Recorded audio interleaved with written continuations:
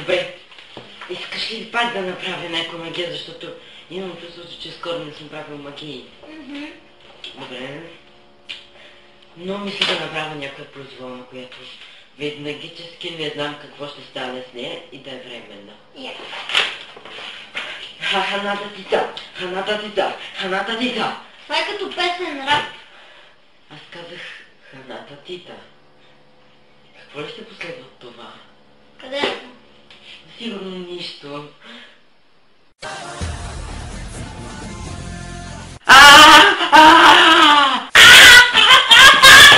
Добре ли си? Ами изчупена. Не си! Короната! Тук на върха, ще бъдем тук на върха. Живеем ние в замъка, с нас се разкажете. Тук на върха, ще бъдем тук на върха. С братлето мое, бейби, бързо ще превземем. Ние върха, ще бъдем с нас на този телескоп. Огромни изобретения.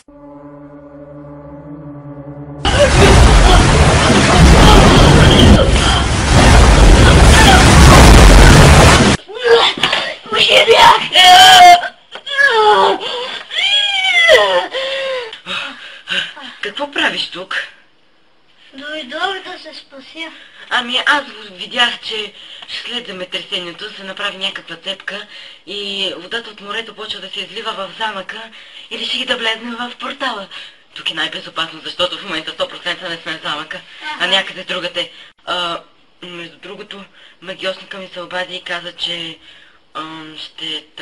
ще ни преместят някакъв друг замък. Сериозно? Да, но малко се изправи. Не е хубаво в такава поза, когато ти е счупена ръката. Но мен е много страх, какъв друг замък ще сме. А къде е Ерик? Ужас. Сигурно ще се спаси. Добрите хора се спасяват. Като мене. Едва. Виж колко забавно. Ще взема тази диня и ще направя. Ами, дай короната. Не трябва нищо да й стане. А на моята? Ще направя крал диня. А на твоята? Какво на твоята? Твоята остана вътре. Тази каска ще е добре. Так му ще ти пази главата да не си я счупиш. Сетих се. А това Сетих се. ще е моят приятел. Пък ще е. Гледай, това ще е моят. О, супер. Но не можем да останем с такива приятели.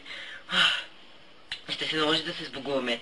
И щом ти нямаш корона, и аз нямам корона. Нека да отида в водата. С Богом! На динята ще ми трябва за ядене. Добре. Пристигнахме. Бързо, трябва да видим какъв е новият ни замък.